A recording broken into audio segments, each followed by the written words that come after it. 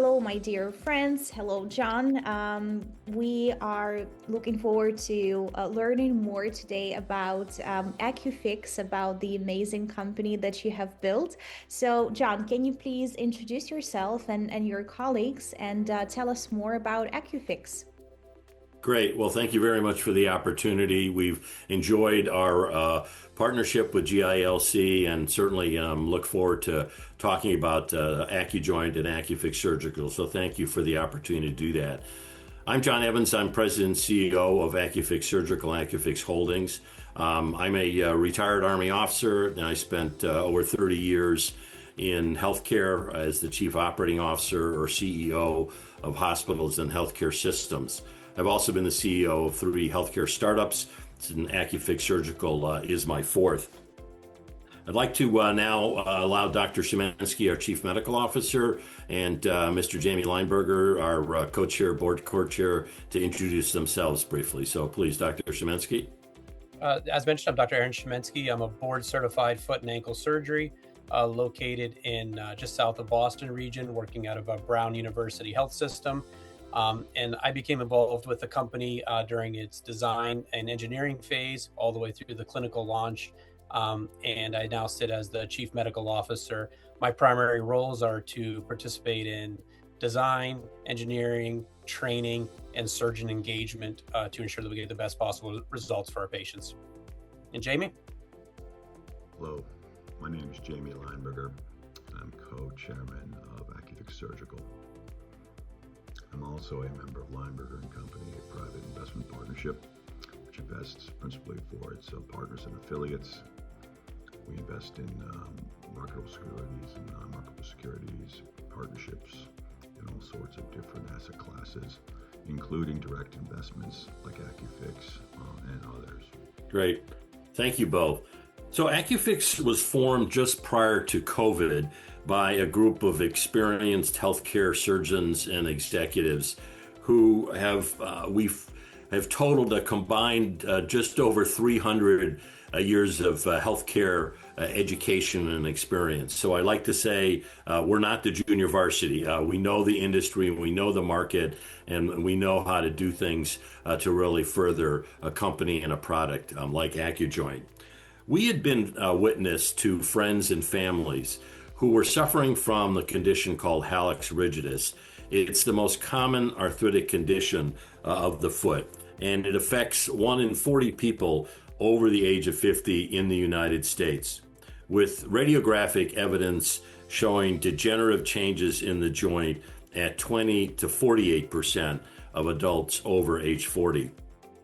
In some countries like Japan and in the UK, the incident rate is much higher. As the over 60 population continues to expand and longevity increases, people want to maintain an active, healthy lifestyle. And the ability to put weight on the toes so they can walk, they can play pickleball, they can have fun with their grandkids, strongly positions AccuJoint in what is projected to reach a $9 billion market globally over the next 5 to 10 years. Because our friends and family were only offered what we considered joint destructive alternatives to addressing Hallux Rigidus, the diagnostic condition, we began working with a surgeon who had invented a joint sparing, not joint destructive approach. He sought to address the failures of the approaches on the market, which replace the entire joint with an implant that must then bear the full weight of the body, often resulting in loosening and failure, particularly among active people. Our device solves the problem by only resurfacing the worn cartilage and preserving, not destroying, the patient's existing anatomy, so it continues to essentially serve its purpose, which is to bear the weight of the body without putting weight on the AccuJoint. This reduces the potential for failure and can serve as a long-term, less invasive, faster recovery option. By maximizing bone preservation, AccuJoint also ensures future surgical options can be performed if ever necessary. AccuJoint is a revolutionary FDA-cleared, patented joint sparing technology that is high impact, low cost, less invasive, more rapid healing alternative that really is the best solution for people who want to preserve their toe joints and maintain an active lifestyle. Thank you so much, John, for the detailed explanation. We've really studied the clinical efficacy and safety of the product, and there's several significant differentiating features that I think Dr. Szymanski probably is best disposed to address from a surgical standpoint. So if I could ask Dr. Szymanski to just do that, and then I'll come back to your question. Absolutely. Thanks, John. And I think what it comes down to for me is I was trained, very well surgically trained, and really had two options for treating a patient with painful hallux rigidus. And that is a procedure that literally destroys the joint and puts a silicone spacer there to try to help maintain motion, or fuse the joint, which is remove the joint, screws and plates to immobilize it. And that's not a great choice from a clinician to have to make. If you're removing the joint, you're putting a silicone spacer in there, it has a high failure rate over time, and it can leave, very difficult salvage opportunities, or the ability to get a revisional outcome can be very, very difficult. So then the other option is fusion, which surgeons, it's great, we can fuse the joint, but now the patient has to change their lifestyle and change their activities to meet what their foot can now do. And so that's not a great situation to be in as a surgeon. And I think that's where AccuFix really sparked my interest when I was first introduced to it, because I can potentially do a surgery that can maintain the range of motion, can get that patient in an active lifestyle, and I can save the patient's own anatomy. And I think that's a trend that we're really seeing across all orthopedics, is really maintain the patient's anatomy, do a less invasive surgery that has a higher function post-operatively, and can return these patients to their active lifestyle. So I really think that's where we're at as a company. And we always talk about the care continuum. Okay, when am I going to recommend a certain procedure to a certain patient? I don't want to wait until they've already lost all their motion and they have significant pain before I do a procedure like a fusion. I want to get these patients, I want to be able to restore their motion, restore their anatomy. And because the AccuFix implant only removes about 1 millimeter of bone, I can now use this implant earlier in the care continuum. I can get them back to their active lifestyle without sacrificing their own anatomy. And there's a few very specific design techniques that we have with the AccuFix implant that allow us to do that other implants on the market don't have. Other companies have not had the ability to develop such a product. And so I think that's the real key factor. One of the simple ways I can describe this is we're only removing 1 millimeter of bone, and the patient's own bone completely surrounds the implant. So when the patient's running, jumping, participating in these activities, their own body weight is supported, and their own anatomy is the support for these activities. It's not on the implant itself. Where other implants, you may see the actual stress of running and jumping is going to end up on the implant, which causes it to loosen and failure over time. So there's quite a few little minute design details that really end up with a large clinical impact in my mind. We recently did an internal study with 66 patients, 7 surgeons. And what we wanted to look at was, what is the pain response in these patients at 3, 6, 9, 12 months after the implant and after the surgical procedure. And we saw a pretty significant reduction in pain even at the 3-month mark, and was able to maintain that all the way past a year. One of the other areas that we look at is range of motion, or dorsiflexion, at how much is the toe moving. And we were able to see a very significant increase in range of motion and maintain that through the 1-year mark.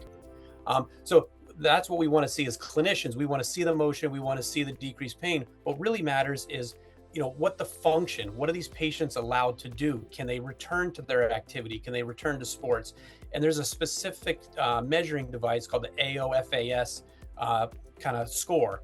And what that does is that takes into consideration pain, shoe gear, activity level. And we saw a very significant increase in that function right away, and was able to maintain that. So my summary when I'm talking to other clinicians and I'm talking to my patients is, we can get the motion, we can reduce the pain, we can get that quickly, and we can maintain it throughout your recovery.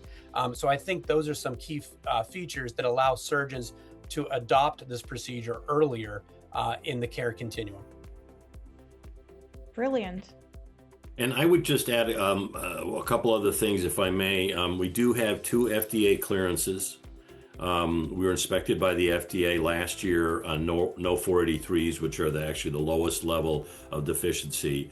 We have 6 active patents currently and 2 trademarks. Something also to note about our product is we are FDA cleared to do the metatarsal side of the joint or the phalangeal side of the joint. And that joint is present in all 5 toes, and we're cleared with our different sizes of product to use that in any of the 5 toes on either foot. So I think it's an offering, as Dr. Shimensky said, that is very different from what else is in the market. There have been struggles in the past with other implants because of the features Dr. Shimensky mentioned, that weight is going on the implant, and micromotion, loosening, and failure can occur. And then because so much bone has been removed, the surgeon is in a difficult position if revision has to be performed because they don't have a lot of bone to work with.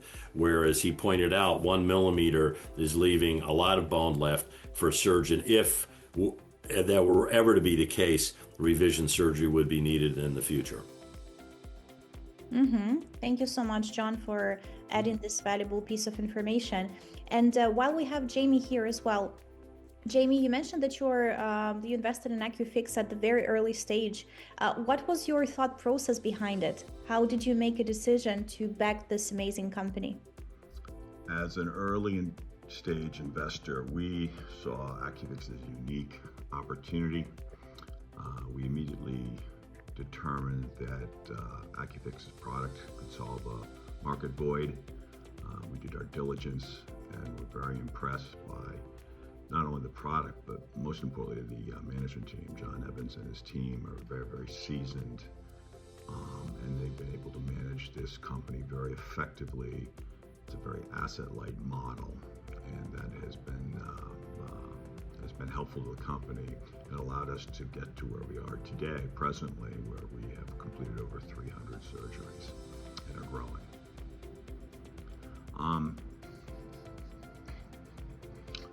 To date, the company's raised about $4.3 million, mostly through friends and family.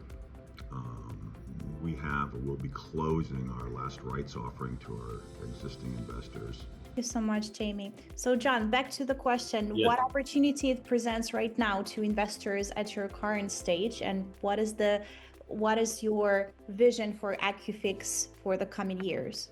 Yes, thank you. Great question.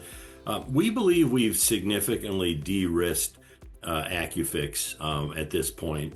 We're now an early growth company. As I said, we have the clearances and the patents.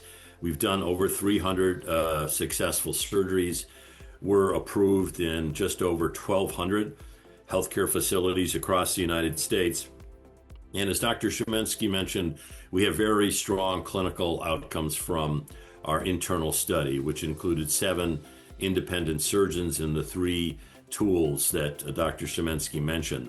It was based on that, then we decided to pursue Institutional Review Board approval, which was granted last fall. So we are now underway with an IRB approved study. We believe that's important from an investment standpoint because you kind of need that good housekeeping seal of approval as potential acquirers want to evaluate the product's safety and efficacy. It needs to be an independent arm's length undertaking that is taken from a medical device standpoint. So we've made some changes in the device over the last couple of years. We certainly were challenged by COVID, as many organizations were, between elective surgery being canceled and supply chain issues, but we've completely recovered from those. We've brought all of our manufacturers to the U.S., and we have dialed in the instrumentation, we believe, in a way that is functioning incredibly well, makes it an efficient product. It's strongly positioned to be able to respond to that $9 billion market that I mentioned, as older adults increasingly, as Jamie said, want to maintain an active lifestyle. We also have three potential product uses and designs underway. The AccuJoint is uniquely designed to be able to address a couple of other adjunct Hallux Rigidus conditions. We are also looking at its use for certain kinds of revision surgery for other failed implants, and have several positive clinical case outcomes that surgeons under their own discretion have chosen to use the AccuJoint for that purpose. So we will likely proceed with expanding the indications for use and the application of the implant, and probably with some additional design features. We also are considering moving forward on an application that would allow the AccuJoint to be used both on the metatarsal and phalangeal side at the same time. And so we have prototypes related to that. So it's a product that we believe has tremendous potential because of its ability not to destroy the joint and replace it, and instead to be used simply to address the problem of the cartilage. Our current plan is to increase cases from 120 in 2024 to 1,200 by 28, achieving over 10 million in revenue by 2030, with a contribution margin averaging 80%. Our instrumentation is set up so that we can have surgeons address the big toe or the first MTP where the dominant problem is present. And then we have a separate tray, surgical tray, for what we call the lesser toes or the second through fifth MTP. We're currently offering SAFE as a bridge to a targeted price round of $4 million pending identification of a lead investor.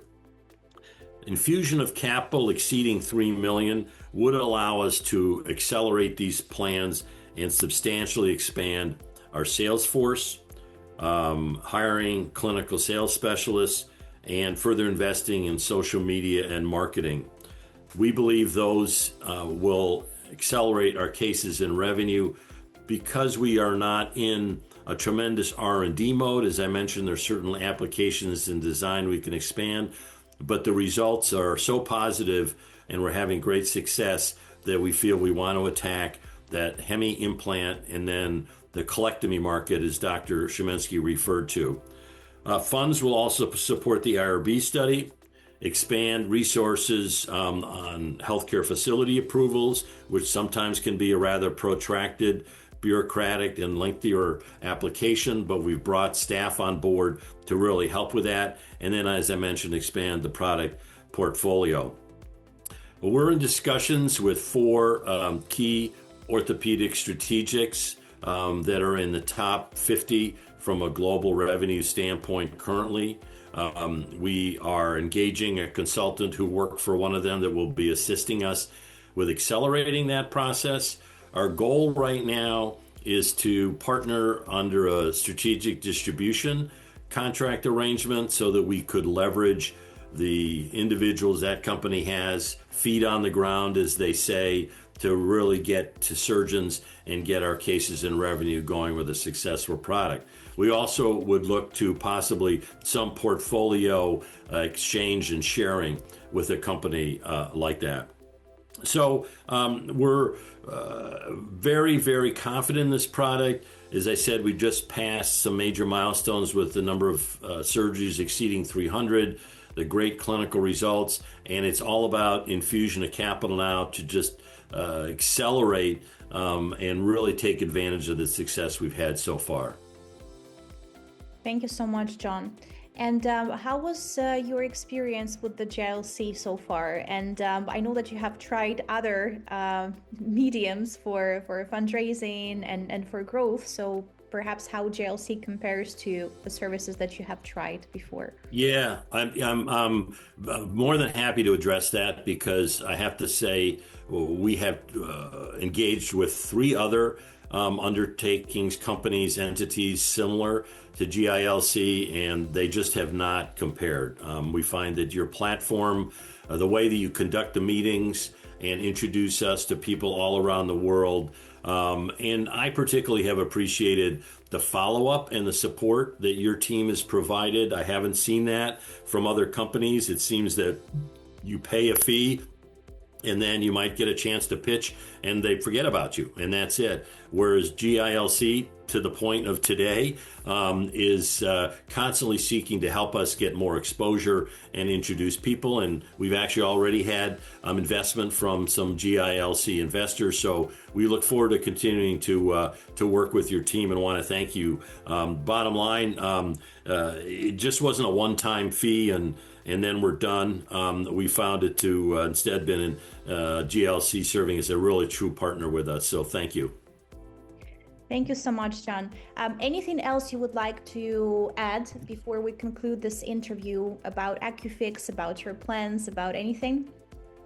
Yeah, I guess I would turn to Jamie just to give a couple of remarks from his standpoint going forward on the company. He's been such a great supporter and is a savvy investor. Perhaps ask him to just address the kind of investors we're looking for from his standpoint, and then I'll offer a quick concluding remark if we could. Jamie, any additional thoughts from your standpoint? Today, we are seeking to raise up to $4 million in a safe at a $20 million pre-money valuation in order to capitalize the company to meet its growth objectives. We're accelerating those forward with a larger amount of capital. And our objective is to grow our revenues to over $10 million within the next 3 to 4 years, in which case we'd be positioned to be acquired by a strategic investor. The types of investors we're looking for in this raise will be, small family office individual investors, but also we'd look for a lead venture capitalist who might price the round. Our goal, as I said, is just to really ramp and accelerate our growth plans. And with that, I think we will have a very positive outcome financially. I want to thank GILC for taking on this assignment, working with us. They've been very helpful in opening doors to potential investors and been very helpful in exposing the company to potential investors. I thank you. Thank you, Jamie. And I often, when talking to investors, tell them that we've gotten to this point on $4.3 million, and they're often shocked that that could be the case. And I think it's because we run extremely efficient operations. Our contract manufacturer is a relationships variable cost-based. The majority of our management team, which are 12 individuals, are incentivized to stock options. So we're efficient and we run very lean. I would just conclude with saying that we think there are opportunities to fill a void that large strategics have in their current portfolios, and to work with them to offer a product that expands their ability to grow in the marketplace, and think it is through that distribution type relationship over a couple of years that will be positioned for an acquisition, because orthopedic companies in that extremity space are willing to pay a premium. They don't invest R&D in the extremity space. They look for companies like AccuFix that demonstrate safety, efficacy, and revenue, and that's our goal. Thank you so much, John, Dr. Szymanski, and Jamie, for being here with us today and providing more insights for prospective investors and generally entrepreneurs and everybody into the world of AccuFix, and how are you making lives of real people much better, allowing them to preserve their lifestyle for as long as they would like to.